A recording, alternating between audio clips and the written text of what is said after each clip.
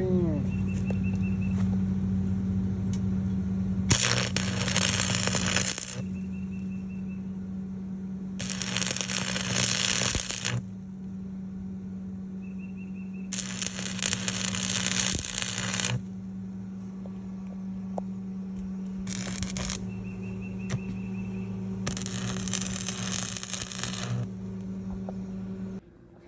How y'all doing?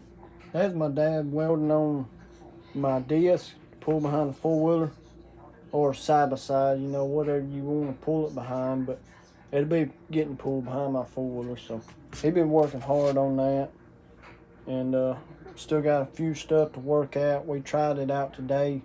Still got to maybe put a hitch on the front of it to hook straight to your ball of your four-wheeler or whatever.